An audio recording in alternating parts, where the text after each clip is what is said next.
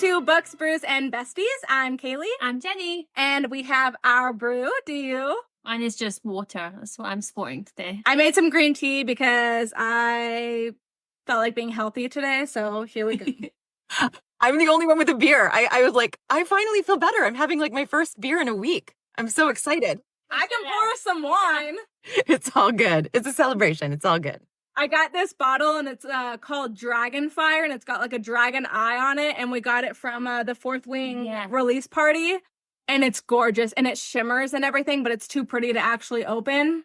Oh yeah, don't open it. No, it's like a beautiful bottle. Don't ruin it. I'm gonna forever have this and it'll be great. For everyone that's on here right now, we are joined by Amy Hutchins. Is it okay to go by your real name or do you want to do your pseudonym? No, I'm Amy Hutchins and I have books under both Amy Hutchins and Amelia Hugh. Perfect. So it's all good. We'll pass it on over to you just to give us a background of yourself and then we'll jump into all the questions that we have for you. Yeah. Great. So my name's Amy Hutchins. I'm a theater actor. I've been a professional actor my whole adult life. And I got into audiobook narration during the pandemic when I lost all of my theater jobs. I lost every single hard-earned audition that I booked, gone. So I had been taking classes at the SAG-AFTRA Foundation in 2019, just happened to be taking voiceover classes, setting up my own booth, thinking about audiobook narration in 2019, taking the free classes at the SAG-AFTRA Foundation in their voiceover labs, just happened to do that. Thank goodness. Christmas of 2019, my husband surprised me with some gear and gifted me a closet. Not this beautiful booth. This is a beautiful booth. But at the time, he gifted me a New York City closet, which is a very big deal. And I thought, yeah, I'll do some books in between theater gigs. Then the world ended. My husband's also a theater actor. So we had $0. And I was like, time to figure out how to use this gear and start auditioning. And the rest is history. I've recorded over 70 books. I think I just recorded like my 83rd book. And I'm also still doing theater. Like I can't announce which show yet, but I'm going out of town. I'm doing a show kind of regionally in June and July, a show I'm really excited about. And then I'm also doing a show in the fall on the New Hampshire-Vermont border at a place called Shaker Bridge Theater. So I'm doing both books and theater and life is good.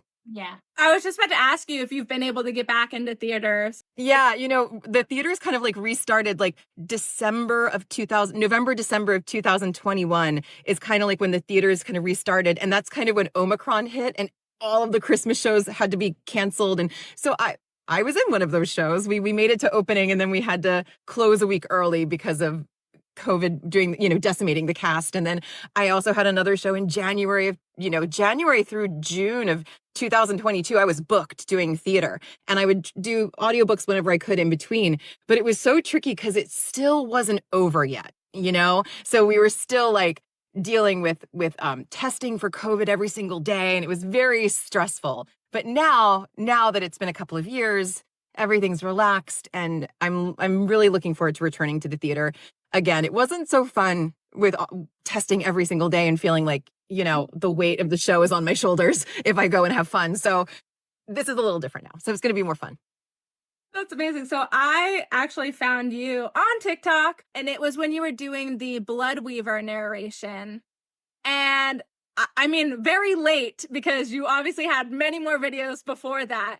But I just instantly got hooked watching you, like just listening to your voice, which sounds creepy to say, but hope it's because of audiobooks, but just in listening to you switch from like female voice to male voice so flawlessly. And especially since they all had different accents and then just you could tell how into it you were getting. I just loved it. I texted Jenny. I'm like, just so you know, I'm about to ask her if she wants to be on the podcast. Hopefully she says yes.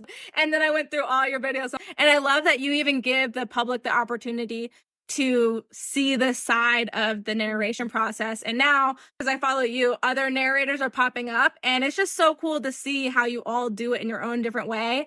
So I'm just really excited to have you on here and that you're even narrating in general because you do a fantastic job. It is insane. There's no way I could do it. I would be laughing all the time. I think we're like, no, like, hang on, carry on. Yeah. I mean, there have been some spicy scenes that I've narrated where I have to pause and like laugh and let it all out or like whatever and then like keep going. I mean, sometimes or just some funny writing just cracks you up and you just have to let it out and then get back into it. I mean, that happens. That actually, we'll go into our questions now because that is one of them. I was in watching your videos. I saw that you were talking about why you have a pseudonym name. However you say it. Yeah, you got it. Nom de plume. And it is mostly because, you do have the spicier books or the books that are, above a certain age. How is it reading off the spicy books? Like, how did you have to get into that? Like, do you have to process and like give yourself a moment to slip into that kind of scene? Or well, just like any kind of acting, you do have to know like what's the moment before, and that's any acting. Like before you start any scene, you have to know like, well, what just happened? What does this character want? What are the circumstances? What are the stakes? So just like going into a battle scene, going into an intimate scene, there you have to reconnect with like where your character is and what your characters want and what's going on in the story. And it's all based in the text. So, it's really hard to like go from like, your day to day. I'm in New York City. I'm like working in my own apartment. And you can't just sit down and like just start recording and just like you have to kind of go, where am I in the story? What just happened? And you have to kind of read a little previously of what you just recorded the day before, and you have to kind of settle into it. So just like any acting, yeah, you can't just like jump into it. Like you can't just like brush your teeth and just sit down and just go into any kind of scene. So yeah, it's just like any kind of acting. At first, I was a little awkward because I don't always use all of the language that all of my characters use, just like I don't use the dialects that all of my characters use. You have to kind of like, just kind of get comfortable with the language. And yeah, that's just kind of how I treat it. It's just kind of another scene like any other. Hopefully it's moving the plot along, because my favorite kind of spicy scenes are ones that aren't just for the sake of entertainment, but they're for this, that they do, maybe they're getting closer in their relationship. It progresses the story. And for me, that's like the whole thing is I'm the storyteller. I'm telling the story from beginning to end. And hopefully every little thing that happens in the book is adding to that story. And yeah. It's not just filler and fluff and just there to be there. Right. You can't treat it like that. Like it all has to be there for a reason, right? Like some kind of building block towards something or a character arc or something. Yeah. You're always building. Yeah. I always see, in case anyone doesn't know, if you haven't watched any of her videos, she's got like a little text block at the top that shows the book. And then it says that you mute it for spicy scenes, I believe. And so as soon as I saw that, I'm like, I cannot imagine reading off, especially on TikTok live, like one of those scenes, because just reading on my own, I'm usually like this and like hyper, and I'll start blushing. Like my boyfriend knows when I've started a scene because I start to sweat, my face gets all red, I just turn into a mess. I'm like, there's no way I could do it on TikTok. There's no way. Well, like right now, I'm like, I can't even talk about it now. The microphone is muted, and most of the time they're beautifully written scenes. I've been really lucky to have given books, especially ones that I narrate on TikTok, that are beautifully written, and they really do add to the story. And yeah, and I'll blush a little bit, and I'll act out the characters and the emotion, and but it's just like a battle scene or just like a scene where I'm crying. It's just like emotions come up. And you just deal with it, and then you move on, because that's my job. Is I'm just kind of like the conduit, I'm just whatever's on the page. I'm just helping you feel it even more. So since you talked about crying, that leads into one of my other questions with emotions. Let's just stay on the roll of emotions. Yeah, I don't want to get the book wrong. The Stars That Call Us Home was one of the books that you had made a video about where you were emotional in it. So with that, is that just something that you have to stop and just let the tears fall and then go back into it? Or does that help kind of portray what you want and you just let the cry come as you record? Yeah, you have to just kind of ride the wave. As you get the emotion, you just, you want that, because there is dialogue there, and they're feeling, so the characters can cry and sob. They have to cry and sob intelligibly. Like the listener still has to be able to understand what I'm saying. But my difficulty in that scene was, so the characters were crying and sobbing so much, but my third person narration the narrator can't be like sobbing along because it was third person narration. I didn't want to insert this narrator into the story. The story is between these two people. So it was great that I was so emotional for their dialogue. Oh, but then I had to like somehow turn it off and say lines like a normal human being. And that was so hard when, your throat's constricting and you're crying. It's like, you ride the wave and it's just a hazard of the job. So in first person narration, when it's like written, when you are the character with the dialogue and you are the narration, you can sob through that. And that's okay because it's first person narration. You're that character. You're hurting, you're sobbing, you can cry. It's really hard when it's third person narration. There's a point where it's like, should the narrator really be audibly sobbing? You gotta disconnect from it. Tiffany says that was a rough scene. We all cried. So I'm assuming you're one of the listeners that Amy has. Yeah, because when I hopped on the Blood Weaver, I saw people like, oh, what chapter are we on when they hopped on and stuff. And I was like, I love this. It's kind of like your own little book club that you're starting too with each book. So it's your own community for each book. And I love that. That's kind of what it's turned into. And I never expected that in a million years when I started doing it. I thought, well, it'd be good for me to do some live narration on TikTok to have that experience. Maybe it's good exposure for the author. Maybe, who knows what would come of it. Maybe an indie author will see me and think, oh, I want her to narrate my book. I was kind of thinking on those terms, like exposure for the author, maybe an opportunity for other indie authors to maybe want to work with me. I never thought that there'd be these amazing people like Tiffany, like these other people in the comment section who are like, hey, what's the book? When are you reading it? I'm there.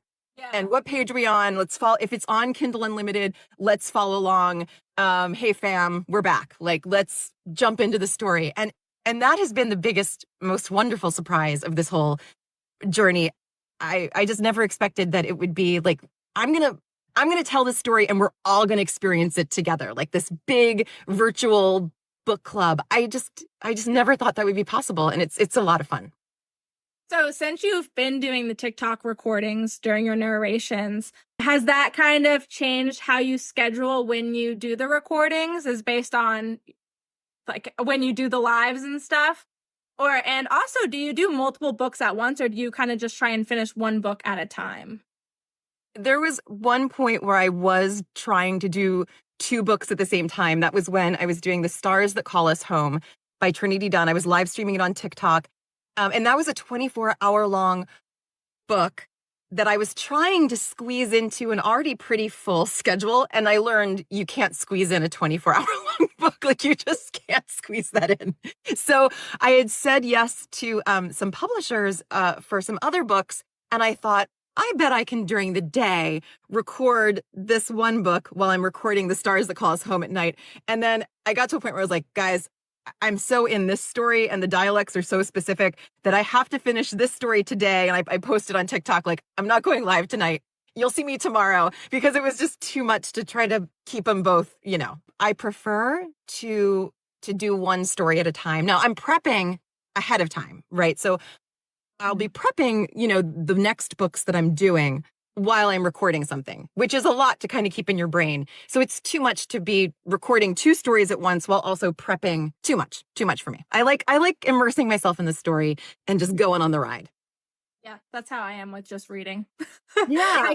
I'm not a multiple book reader because I can't jump from world to world and it grasps me like I want it to. I am now. I have 5 books right now. You're crazy. And last night I was switching between doing like reviews for our one podcast from Bud and Ash, and then reading ACOTAR. And because I was like, and then I'm literally within like half an hour, and then I'm switching, doing the dishes, ACOTAR, back to I was like, I got this. I can't. That's lovely. I mean, maybe if it were like a women's fiction and a fantasy, like something so different, but like I'm prepping 3 fantasies now, and I finished prepping one fantasy that I'm going to record. Tam just said hi in the comments. He's an author. I'm doing his book the first week of April. And so I finished prepping his book the other night, and then I just started prepping another fantasy, and it also has a prophecy. And then I started confusing the prophecies, and I was like, no, Amy, you're thinking of Chains of Fate. That's Tam's prophecy. No, like, so it's tricky when it's similar genres.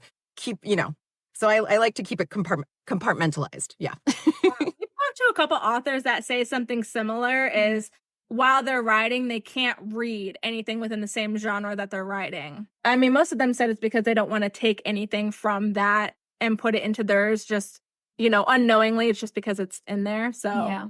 it's kind of similar. I'll shut up and let you ask a You're question. okay. One of mine was what got you into narration to begin with, but you covered that with the COVID shutdown. So Yeah. I'll go with what has been your biggest hurdle so far? I almost sounds like doing multiple books, but I'll let you go. Wow, biggest hurdle. So I think the biggest hurdle for me was I was only auditioning on ACX, the Audible Creation Exchange, working with indie authors. And that's kind of how I started finding auditions. And I noticed in the beginning of 2023 that some of the auditions in my price range, because I'm a SAG-AFTRA actor, I charge not exorbitant rates at all. There are people who charge so much more than me, but I charge, SAG-AFTRA minimum or slightly more, but depending on the book. But I charge SAG-AFTRA minimum. And I was noticing that those auditions in that range were starting to dry up on ACX. And I was like, wow, my work has really slowed down. And I didn't know what to do or how. I had copious amounts of work, and then suddenly it started to slow down. And I had to figure out what the next steps were. And so for me, I went to a friend of mine who's been doing books forever. She was like, well, Amy, obviously it's time for you to approach producers. Like, you have 50 some books now on Audible. You should now be approaching producers as well. Like, please keep working with your indie authors, but like, you can expand your portfolio if you also introduce yourself to publishers and start to get to know them. And so I went to a conference for the first time in my life. I mean, I'm a theater actor. I don't go to conferences. So I went to the Audiobook Publisher Association's conference in March of 2023. It was not cheap. It was very expensive to go. And there was like a mixer, but there was like the day before the conference was this mixer with so many narrators and people in the publishing world. It was so overwhelming. And then the next day was this conference. And fortunately, it was in New York City. It was like 2 blocks from my apartment, but it was all day, all these panels, and there were like 1,000 people there. And I was just like walking around with like my eyes open and my jaw dropped. And I was like, what is this world? So navigating, like, just being introduced to this whole new world and learning to navigate that was a challenge for me, because I thought, well, people post auditions.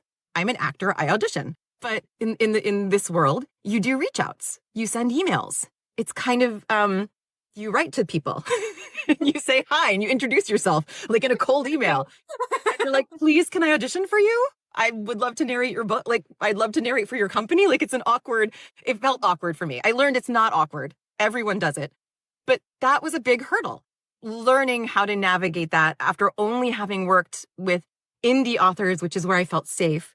And then pivoting a little bit and also starting to work with some publishers. And that's been great. So now I work with both indie authors and publishers, but I still love my indie author work. Oh, you guys are so cute. So yeah, Sorry.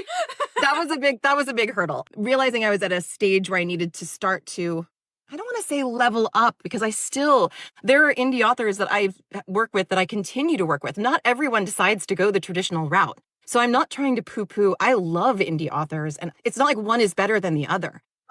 But because of where I was pay-wise, I wasn't taking royalty share books and doing something for like $100 per finished hour. Like, I get my health insurance through SAG-AFTRA now. Like, I need to get paid a certain amount so I can qualify for those benefits for my union. So anyway, sorry, I don't mean to bore everyone talking about conferences. I think it's really interesting. Yeah. So in learning to navigate that has been, but there are casting folks just, in the publisher world, just like there are in theater. So it hasn't been that different. And I'm auditioning with them in the same way that I'm also auditioning for indie authors, although I am getting more direct offers from indie authors now that they're seeing me on TikTok, and they're, I got a direct offer from a publisher, actually, from a producer during a TikTok live. They were like, hey, you're perfect for this book that I'm casting in October. I want to give you a direct offer. How do I reach you? And I was like, I'm in the middle of narrating a chapter, but here's my email. It's like, everyone hold, pause the live. Let me just get to this. I was like, I can't turn down work. So yeah. Actually, with that, I would always have a level of, like, I don't know, uncertainty, I guess. How do you know when they're legit and scammers? Like, do you have a specific process that you make people go through? Like if they want to hire you, they have to go through SAG, or is there like a direct link, or? Well, I use a paymaster. So that's how it's reported to SAG. So I use a paymaster, which is great. And I do require a deposit. So like if I'm working with an indie author, well, because I need to pay my engineer. So I have to pay my engineer before he gives me the files that I upload to be reviewed. So I always ask for a deposit when the 15-minute sample is approved. I say, great, I'm so glad that you're happy with this sample. I'm going to record the book. Before I record the book, I need a 30% or 50% deposit that covers my audiobook engineer. So I can at least, even if it's a scam and the author is going to run, at least my engineer gets paid. Fortunately, I mean, knock on wood, I've been so lucky and I've worked with fabulous people. I've never had someone just like take the files and run, but that could happen. And I've heard of that happening. So Knock on wood though, like. yeah, I know, right? Knocking on. That actually leads into one of my next questions that I have. But before we do, Linesia says hi. She's another narrator. So Lanisha is an amazing narrator. We met at APAC 2023 that I was just talking about. I adore her. Everyone should follow her. She's an amazing narrator and very cool person. Yes. And thank you for all the bunny ears and the things that you've been sending that cracked me up. So with your engineer, because they're editing everything that you are recording, do they have to read the book too to kind of understand if there's a flaw or anything in it, or do they just simply look for audio glitches? Fortunately, my engineer is proofing and editing at the same time. So making sure that I'm as word perfect as possible. I mean, he's a human being. We don't run it through Positron, which is a system where you can make it word for word, but that's an added expense to run it through Positron and then have him, edit and master it. So before Positron, before that software existed, all proofing was human proofers. And they would occasionally, as long as it made sense, a word here or there could be wrong.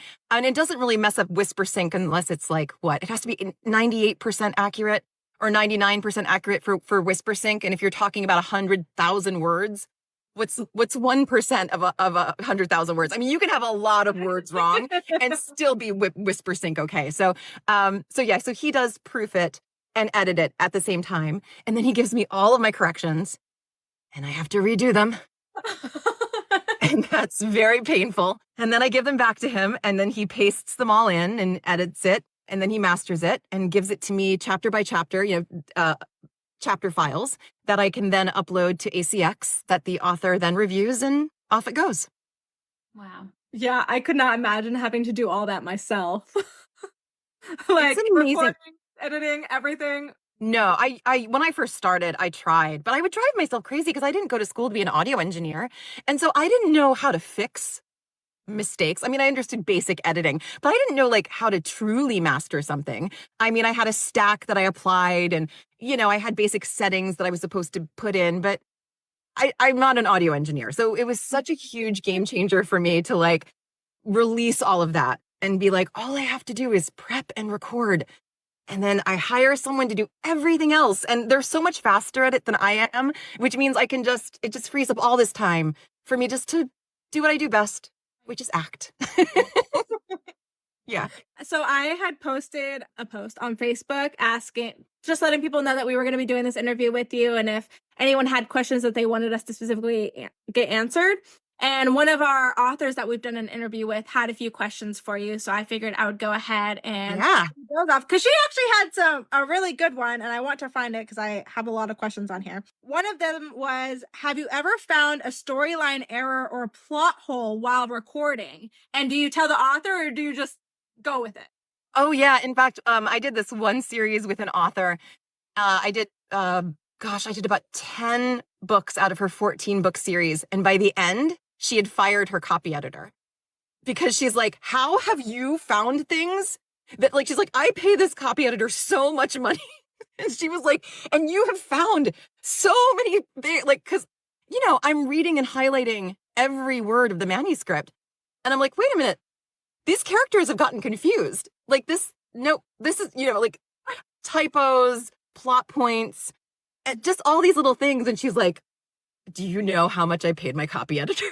And at first she was like, maybe it's a fluke. And then by the 10th book, she was like, I'm done. That's a lot of books Yeah. to go through too. I mean, my job is to like make sense of the story. And if I find a discrepancy, I need to let them know. In fact, even when I was in studio, I was doing a book for Recorded Books, and they were talking about her doing a crossword and for 4 down. And then a couple pages later, it said 3 down.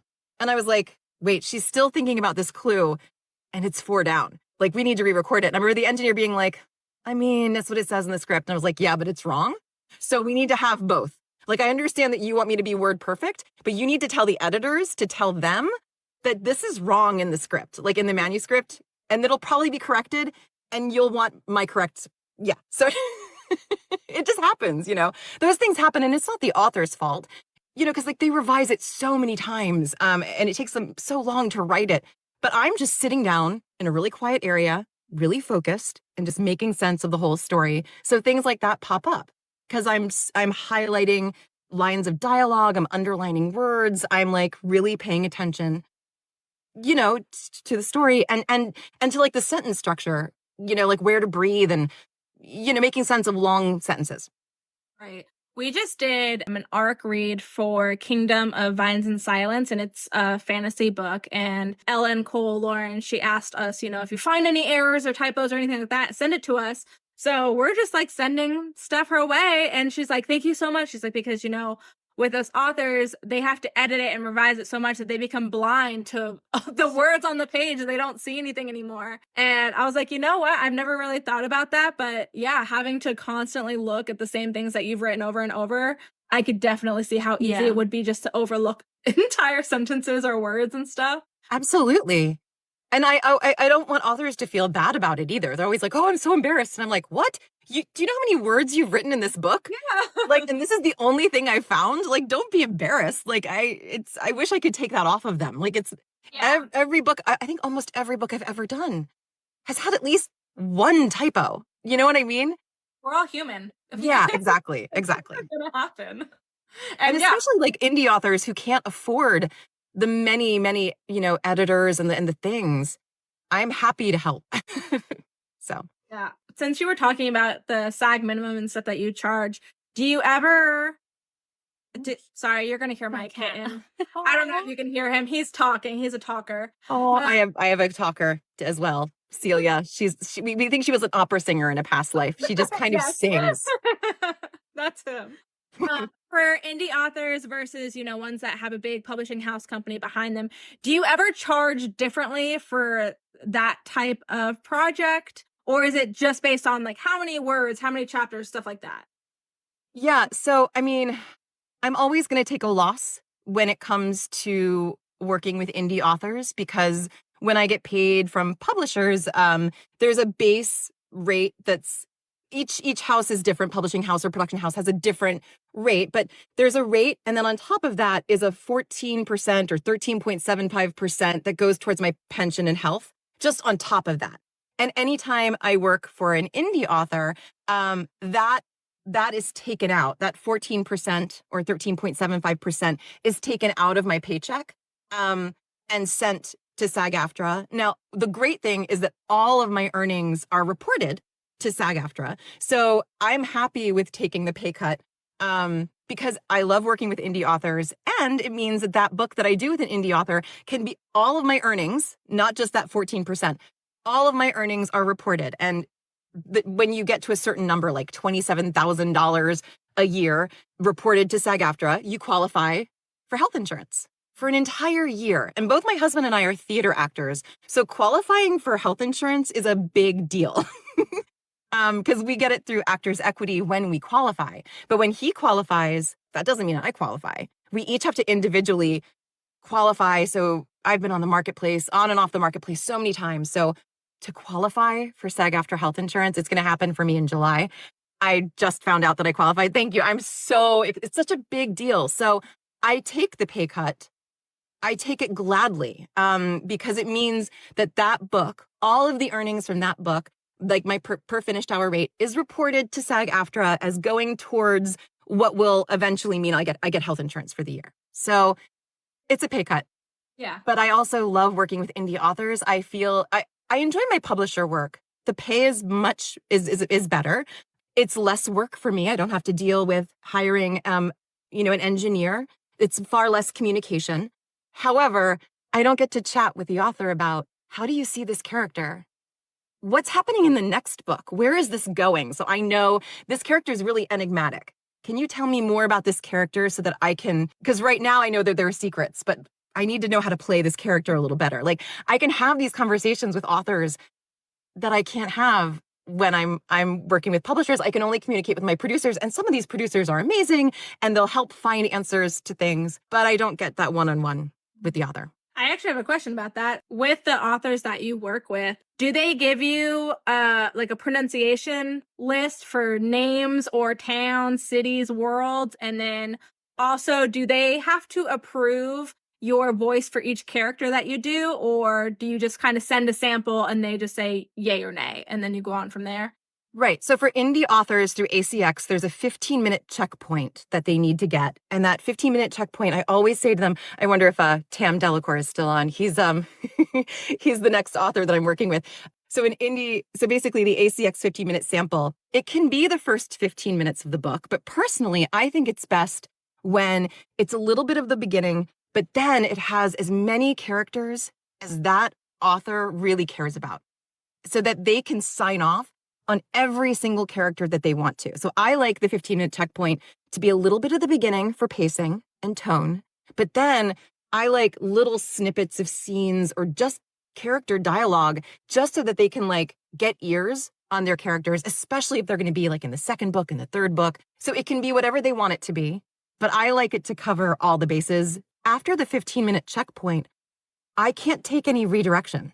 I can make small changes, like words that I've said wrong, maybe one moment of bad acting here and there. You know what I mean? I can't make any redirection, like major redirection. So the time for redirection is that 15-minute sample. And so I always say to them, like, even if it's little and it's nitpicky, and if it's bugging you, say it. Now is the time to say it. Let me know. Let me make those changes. Let me see what I can do to tweak this and make this the best version of your story it can be. Because once it's done, I can't, I can change it a little bit, but I can't go back and re-record chapters and chunks. You know what I mean? Right. Yeah. And with publishers, most publishers that I've worked with, they don't have a checkpoint like that, and they go off of the audition. Oh, wow. Just blind faith. Or no audition whatsoever. They listen to a retail sample of something, and it was a direct offer, and they go, "We trust you." That's amazing, though. That's amazing. That's when I want to talk to the author and be like, tell me a little bit more about this person and this person and this person. You know? Pressure. I know. Exactly. Anytime I do anything crafty related, like I do a lot of book folding and stuff, and I have an order right now, and the woman's like, I trust your judgment on whatever you want. It's like gifts for her friends. And I'm like, no. What do your friends like? Like, tell me about them so I have some direction. I'm like, don't just trust me. I need... Yeah, I like a little direction. I like a little bit of... And now they'll have some notes. Most of the time, there'll be some character notes and some... And, like that you can read about the characters that they'll provide you through the producer. And if you do have questions, Lanisha makes a really good point. When you do have questions and you're like, please ask the author about the pronunciations of this, this, and this, sometimes you have to wait a while because you're emailing the producer, and then the producer has to email the author, and who knows, that producer is doing a zillion other books. So who knows when that email's, they're going to see my email, reach out to the author's doing other things, probably working on another book. So it takes a while. Asking about pronunciations, I'm a big fan of MP3s, like voice memos. Mm-hmm. Yeah. Because people write things out differently phonetically. Like it's really easy to misinterpret a written out pronunciation of a word. Also, you can't really tell where the stress is in the word when people write it out. So I always ask for MP3s. I'm like, just send me a voice memo of you going through the whole list, every single character, especially in these fantasy books. I've had 400 words, and it's like, but I need to know. I want the whole thing. I'll annotate it. If it's a Word doc, I'll change out the words and I'll write it out phonetically when I see the character name, so I don't have to even think about it. Like, yeah. it can be kind of crazy with these sci-fi and fantasy books. I was going to say, yeah, because you, in one of your videos, you said that fantasy and sci-fi is your favorite genre to narrate, correct? Yeah. And I was like, man, fantasy has some tough words, some tough made-up words, so you have no idea how to say it. But in our Facebook group that we have, when we were asking about this, that was one of the questions was, pronunciation list. How do you work with that? There's obviously a bunch of fantasy books out there that say it one way, but then you listen to author interviews and they're saying the name a different way than what the audiobook is saying. And it's like, wait. I know. Which way? Okay. Right now, I don't know. One of the books that I did, the author said, the only two names I care about are these two names said this way. Everything else is up to you. What? My brain exploded. I was like, don't give me that power. What? And I thought the same thing. What if she's like talking about her book and my names don't match up her names, but she said, no, I only care about these two characters in her whole series. And I was like, well, I'm really hoping I got it right. And then the producer is also like, look, you're not alone. If you're really stuck, use me as a sounding board. Some producers are far more willing to be hands-on. And I've had other producers who are like, just work it out. Or you and your co-narrator can work it out. I'm cool. My mind would just blow. What do you mean? I'm like, is it based on a Latin language? Is it based on a Germanic language? Is this based on like, what is the source, the root of this name? Like, how do I even, yeah. I need all the background information on this, please. Yeah. Yeah. I feel like I've been taken over. No, you're good. Do you have a favorite all-time quote that has stuck with you? Or maybe a book, if a quote's too hard. I feel like maybe if a quote stood out for you. Oh, wow. I'm the kind of actor who I do plays, like I do tons of Shakespeare. And then after learning the whole play and it's in my head, 2 weeks later, it just falls out. Just gone. Oh, I wish I were someone who retained that. I do know that the Fallen Flame series by J.M. Miller has the most beautiful dedications. And I love them so much. I asked her, I said, I really would like to include these in the audiobook. And she said, really? Dedications aren't always, I was like, I know, but they're so beautiful. So and I actually made a little video during the, Human Voices Only campaign. I asked her permission. I said, can I just record your dedications, your dedications from each of the 3 books in one video? Because I just love them so much. And she said, of course. But yeah, they're just beautiful. So I made a little video, or check out her books and you can read her little dedications. But I just wrote it down too.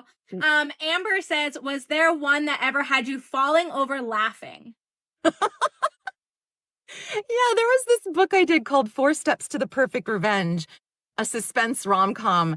I did that one under my own name, Amy Hutchins. I intended it for it to be under my pseudonym, Amelia Hugh, but it was one of the first books I'd done with publishers. I didn't realize that you have to, when they approach you, you have to tell them whether you want your own name or your pseudonym, like right off the bat. You can't wait because they have to put in metadata and all kinds of stuff. And so anyway, it's under my own name. It's a rom-com. It's not that spicy. It's a little spicy. There is a scene in the bathroom that takes place, and that's all I can't talk about it. I can't say why it's funny, but it was so funny. I remember reading it and laughing out loud when I was just when I was like reading it and prepping the book. I showed, and my husband was like, what are you laughing at? I was like, this scene, it was a very funny scene. They're like spying, they're hiding. I can't tell you what happens. It's not suitable for everyone read that book then. But yeah, it's 4 Steps to the Perfect Revenge. And man, there was a really funny scene in there. And I laughed while I was recording it. I laughed while I was prepping it. It tickles me even now. Chris says, how long have you been acting for? I started acting even in college. I did theater like in high school, and there was a community theater, like a dinner theater. I grew up in Podunk, middle of nowhere, Maryland. So there wasn't a lot of theater where I grew up, but there was a little dinner theater that I did in high school. I did a production of Gypsy. And I remember there was a review in the Carroll County Times, and it said the reviewer was surprised that I had played 3 parts. They didn't realize I was the same actor. I had played one of the newspaper boys in Gypsy. I played one of the Tory adorables with like the blonde hair. And I think I played the French maid at the end. And anyway, so I guess my debut was dinner theater in high school. But I got my first professional credits in college. At the Shakespeare, I went to Drew University. And at the time, the Shakespeare Theater of New Jersey is an equity theater. on the campus. And the Playwrights Theater of New Jersey was also an equity theater on the same campus. So I worked, I got professional credits with both of them when I was in college. And I interned at both places. Hey, at least you know you did really good if people were like, what, you played all 3 roles? Like, you know you were real good then. I remember I was very proud of that review in the Carroll County Times. I was very proud. I would be too. In your day-to-day life and having to get into all of these different characters, do you ever find yourself like falling into the character just in your normal day? Like all of a sudden the character comes out and you're like, whoa, where did that come from? Yeah. I mean, but that's par for the course with acting too. You know, like you're working on a dialect that you really like and it just starts coming out, or a character that you're working on. And it, especially in theater, when it's the same character that you're rehearsing 6 days a week, 8 hours a day. Oh man, when I did A Child's Christmas in Wales, my husband and I were in the same show together. We could not stop speaking in a Welsh accent. We would just like driving out to the theater. We would just read signs. Anything we would see, we would just read it in a Welsh accent. It was, it tickled us to no end. I mean, just stupid stuff like that. Yeah. Chris asked if you wouldn't mind giving a sample of your favorite accent. Right. So right now, I guess it's like a Scottish accent. I don't know why, but it's really fun just to like whip out a Scottish accent. I don't know why. I went to Scotland last year. And it was really fun to hear everybody speak. Yeah, Scottish right now, but it just depends on the moment. I can't do accents at all, like at all. You have a built-in one, luckily. I can't do them on purpose. But like if I like hurt myself and like I stub my toe, it will be a Scottish response.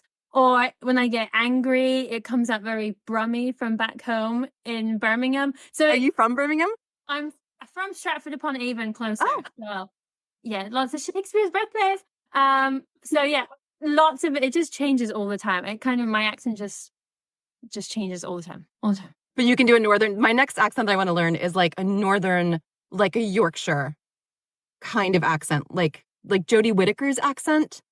That's like the next one I want to learn. I can't. Naturally, it would probably just come out if I was with those people. Like, right. It starts morphing. But yeah, I can't do it on purpose. I can't try. I was watching an interview with Millie Bobby Brown, because I guess she's been getting a lot of hate lately because her accent changes. And she's like, it just adapts to whoever I'm around. It changes and I can't help it. She's like, especially being an actor, it's just kind of what happens. Yeah. That's so true. I'm obnoxious to travel with. I mean, I do regional theater and I'm stuck in like Wisconsin and I'm like, oh, you know, and I'm like, you know, holy mac. And I go to like down south, like to visit my husband's family, and I'm picking it up. I go to the UK, I go to London to see theater. And suddenly I'm like, actually, Michael's like, did you just say actually? And I'm like, it's just dumb. Like you just pick up stuff and it just tickles your brain. And yeah. I love that. That would be so fun. Mine just, I grew up, my dad was from New York. And then I grew up in the country. So I have this weird, non-existent, like any other language accent. And everyone's like, where are you from? And I'm like, literally nowhere, just New Smyrna, like some beach town in Florida. And people get so confused because half the words sound like I'm from New York and the other ones sound like I'm from redneck country out in the middle of nowhere. I'm like, well, Florida's like that. You'll hear that. You'll hear like New York, New Jersey, and then you'll be like, am I in the deep south? Where am I? What is happening? Yeah. Yeah, exactly. So with different accents, I don't know if it was Bloodweaver or one of the newer ones that you've been doing, but you jump from character to character, but they had 2 different accents. Like one had an accent, one didn't. How difficult is it to jump from character to character when it's quick and to get out of that dialect that you were just using? If it's at all. Yeah, if it's a dialect I'm comfortable with, that I've done a lot of, it's much easier to switch back and forth, right? So like I've done like a, you know, RP English accent and American, and that's pretty simple. Irish, I've done a lot of, you know, so like switching from like Irish to American or Welsh to American or Scottish to American is pretty easy. When it gets tricky is when you've got people like an Irish person talking to a Scottish person, talking to an English person, talking to that's when you've multiple dialects in there that you're not used to switching between. Yeah. it's much like in the beginning of the book, it's very like, and then like as the book gets on, if those characters continue talking to each other, it's like you build up that muscle and it gets a little easier and you get a little bit more of a flow. It's like finding the palette and the placement and sticking with it and really clearly having that. You just have to really know the dialects and hook in. That's amazing. Yeah. Wow. That's amazing. Yeah, I heard someone was talking about how different accents are in different parts of your throat. Yeah. And I was like, I don't know how to use my throat to talk. I just talk. No, it's a really weird way of saying it, but like now that I know, an Irish accent is more in the front of your mouth, and it's more in the front, and like a Scottish accent, you got the glottals and it's in the back. So knowing it's in the back, you could never really confuse going back and forth Irish and Scottish because the Irish is so in the front, and you've got these splashy T's that isn't it in the front, and whereas like Scottish, you'll be like, isn't it in the back? So like you once you learn where the placement is, it helps. Not like I'm thinking about the back of my throat, but it lives further back there, if that makes sense. No, it does. And that's kind of what I forget who it was who was talking about it. And they did what you just kind of did, where they switched each one. And I'm like, watching their throat as if I could see it, And I'm like, how are you doing that? Or like Australian versus London, right? Like, so some of the vowels will be similar, but the placement, like Australians tend to swallow a lot of stuff, whereas in the English, it's just a different posture in the mouth. It's more forward. Their L's turn more into W's, whereas Australian, they kind of swallow their L's. Like you just kind of learn how to toggle in between them. Yeah. I give you mad props because I could never. I could absolutely never. It's fun. It's fun. I did kind of want to jump back to something that you touched on earlier. And before I do, everyone that's listening right now, feel free to put your questions in the comments. And as I see them, I'll try and ask them for Amy to answer. You were talking about how you audition, and then obviously some people have been going to you for direct jobs. Are you finding that since you've done TikTok, do you get more direct requests now, or do you still have to audition primarily for the books that you do? So I've been kind of fortunate. I haven't had to look at ACX or auditioning on ACX. I'm happy to submit auditions, but I've just been very lucky that people have reached out to me and they go, hey, I have a book. I'd love for you to do it. What are your rates and what's your availability? And let's chat. If they want a sample, I am so happy to provide one. But there is also that like 15-minute ACX sample baked into it, that they have to give their approval on. So I'm at a point now I'm happy to audition, but I have been getting a lot of, I've just been kind of lucky. People going, hey, I've got a book and you're the voice. I've been watching you. I think you're the one. So, which is really nice. And and if people ask me and I go, and my rates are maybe a little higher than they want it to be, I always tell them like, look, just because my rates are a little higher being SAG-AFTRA doesn't mean that you can't find a great narrator. There are people in different places in their narration journeys. Some of them are accepting lower rates because they want to build their portfolio. So like, just because maybe my budget's a little out of your budget doesn't mean you have to go to AI narration, or, you can still find someone within your budget. Just, you might have to look a little bit more, but it's so doable. So do you keep a list of possible narrators that they could use that you give to them, or you just tell them, go look for, there's others that you can go toward? Yeah, they haven't really asked me for a list because I don't really know other narrators' rates. But I do know that there are people who are like, I've never done a cozy mystery and I want to do one. So I'll audition for a royalty share or royalty share plus project just so I can have an Audible cozy mystery under my belt. And that's great. And I mean, I will do that too. If there's a genre that I want to break into that no one's asking me to do, I'll do that too, Yeah. Sorry, I was blocking someone. No. You're asking stupid questions, just basically. I can't deal with the stupid, waste of time questions. I don't have the personality for it. Do you have another? I have. It's a no judgment zone. No judgment. No judgment. I have one more. Okay. Do you get invested more into a book like being as a narrator, or actually when you have time to actually go and read a book that you want to sit down and read by yourself? Yeah, Like, I actually have a really hard time with this because I know that I don't have time to read a book twice. However, I just love getting lost in the story. So I love to like send it to my Kindle and not highlight it and not take any notes and just read it and just like read it as if I'm just like, just for fun. Because then I really get a sense of like the flow and the journey and like what the listener, like the experience the listener needs to get out of it, like the reveals, the surprise, the moments. So that's something I really struggle with. I guess the best balance for me lately has been I start reading it on Kindle and then I get maybe about 30% through and I go, okay, Amy, you don't have time to finish the whole book this way. You need to go back and you need to like annotate and highlight and do all the things and take the notes and but that's my constant struggle is how can I read the book without taking the time to write down all the notes, and because it's a lot of, you have to write down every single character who speaks. And if it's a co-narration, which characters do we share? So it's even more work. Yeah, that's my struggle. Really, honestly, it's the best when I can do both. And that's my preferred is just to read it and then sit down and do all the work. Do you find like you can't just read a book anymore without going into work mode? Because I feel like I would get stuck in work mode forever. I find myself reading aloud sometimes. I'll like imagine like what the character sounds like and I'll start like saying their lines. And I'm like, Amy. Especially when it's a book just for fun. It's like, just read the book. But yeah, I could see just always being in work mode anytime that you have to read a book. And when I used to work as a park ranger at the beach, and now I can't go to the beach without being in work mode. Like I'm constantly be like, are those people drinking on the beach? Are those people leaving trash on the beach? Like I can't just go to the beach to go to the beach anymore.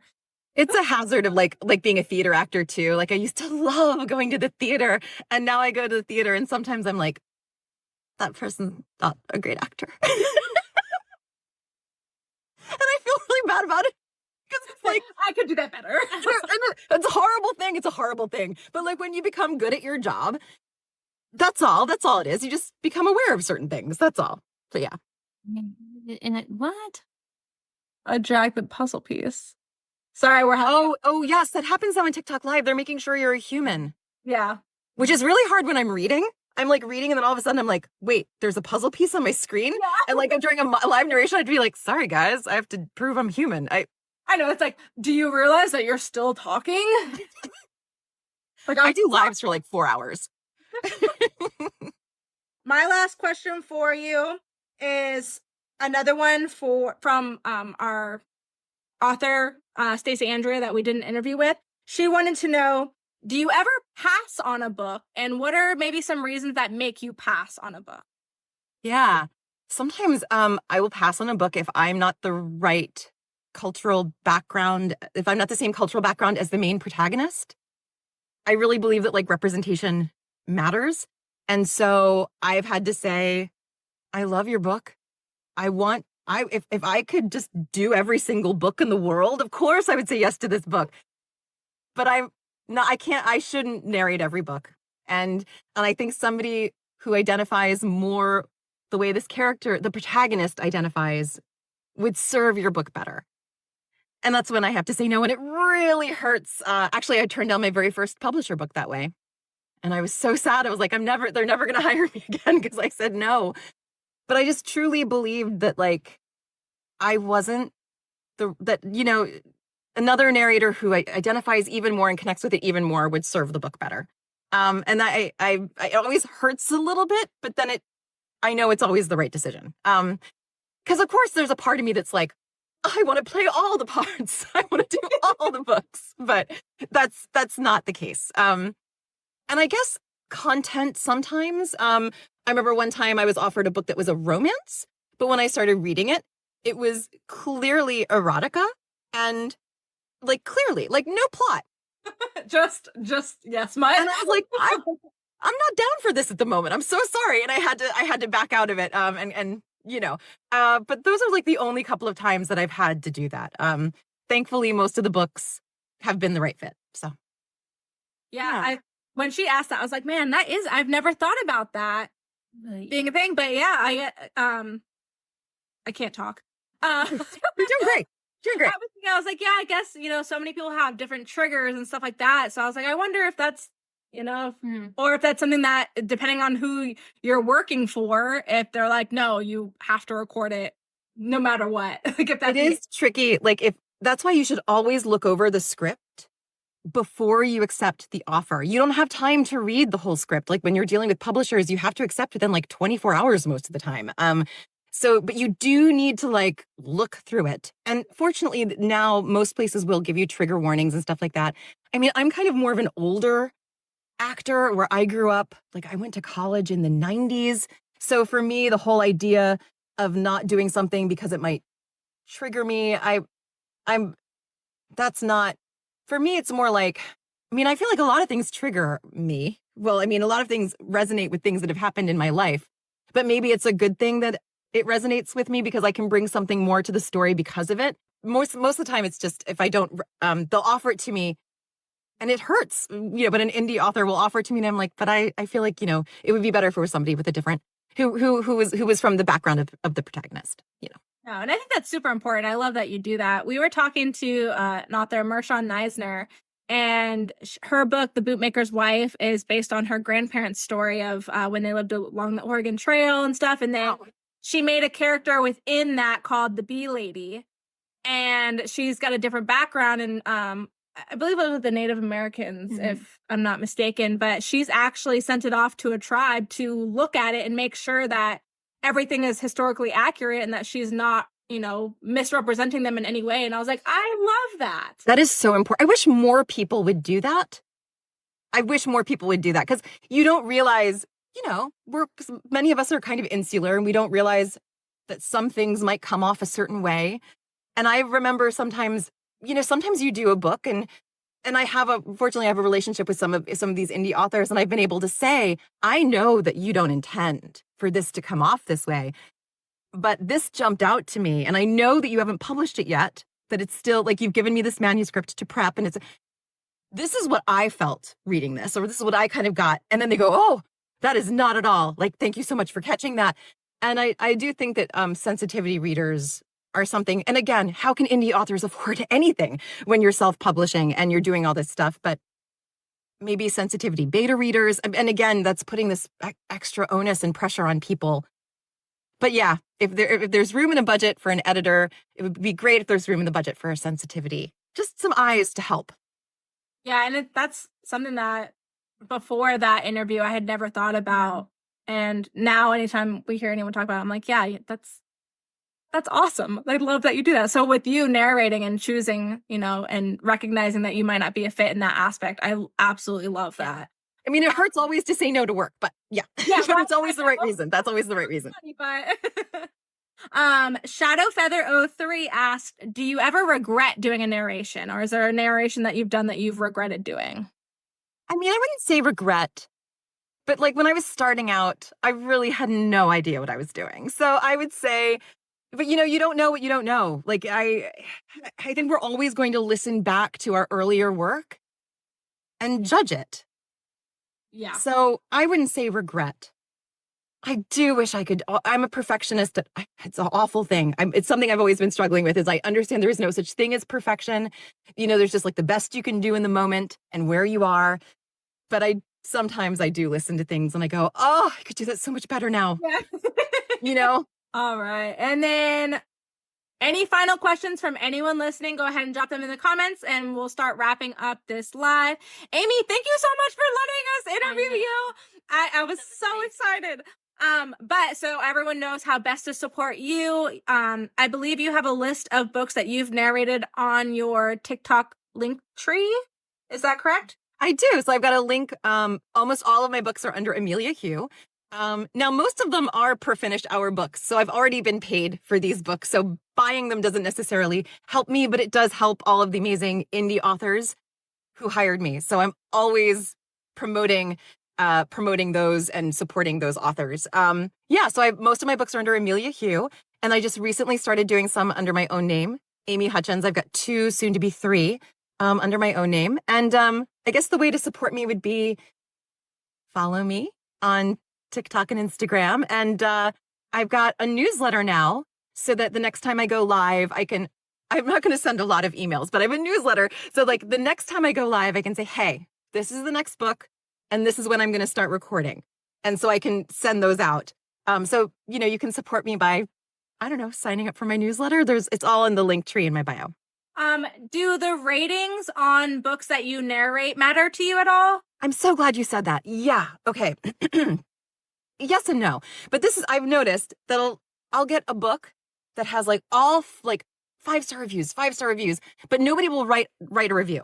But then you read the reviews and it's like the 1-2-star review is like all written out. And that drives me bonkers. In a sea of like 5-star reviews, the loud one, the one that you see written is the 2-star review. So I would say if you enjoy something, maybe if you want to, you could write a short but sweet, I enjoyed this.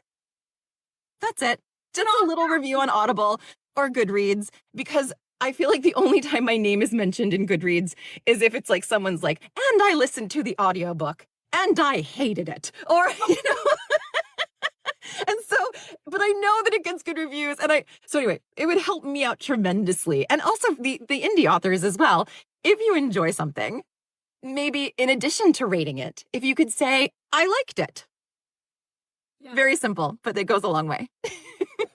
That is so true. How the 1-2 stars are always paragraphs. Oh. I mean, even like when you're buying something like on Amazon, you're like, oh, look, this product got 4.7, out of 5. And then you read all the reviews and you're like, but everyone hates it. Yeah, exactly. Thank you so much, Kristen. We have one more question if you're okay with answering it. Yeah. They said, do you only do fiction? So far, I've only done fiction, but that's only because no one has asked me to do nonfiction. So I am very open to nonfiction. I even have some nonfiction samples on my website. I'm very open to nonfiction. It's just a matter of an author asking me. Like, also somebody said my favorite genre is obviously fantasy, but I also love suspense and thrillers. I've done quite a few archaeological thrillers, like Dan Brown style books. So I love suspense and thrillers, and I would love to get into mystery. I've never done a mystery. I would love to. I've done a few women's fictions, lots of romance, but yeah, mystery, and I'd like to do more thriller and suspense. In addition, I mean, I'm grateful for all the books I get, but I'm just saying, Well, if we have any mystery or thriller authors on the live right now and you need an audiobook narrator, you know the girl to go to now. Yes. Oh, and my next live stream will be The Chain of Destiny. Did I say that right? God, I hope Tam Delacour isn't on here, right? I want to say Chain of Destiny, not Chains of Destiny, but you know what? In the newsletter, I'll get it right. And I will start recording it. I haven't set the dates yet, but next week, the first week of April. So I did. Yeah. And I do pick the evenings. Somebody asked, I do like to do it in the evenings because I live in New York City and my apartment building can be a little active during the day. New York City is a little more active during the day. So I do like to go live at night. And I've noticed that when I go live in the evenings, a lot more people can join me. So, yes. That's the active time of day for sure. Totally. Kristen says book club is back. Yes. I'm so excited. I've missed you guys so much. Yeah. Well, thank you so much. I really appreciate you giving us the opportunity to chat with you and get to know you a little bit better. And I'm so excited to keep watching all of your streams and everything and just keep being a follower of yours because I love you. And we've had so much fun. Yeah. Oh, thank you for asking me. This was so much fun. Honestly, thank you so much for asking me. Of course. And for anyone that's just popping on, if you want to listen to the whole podcast, we are going to be editing this into our regular podcast stream. So Spotify, Patreon, Apple, Audible, all the podcast main street sites that you can go will be there. But thank you so much. And I hope you have a great night. And I'm sure we'll talk again soon. Oh, yeah. Awesome. Thank you guys.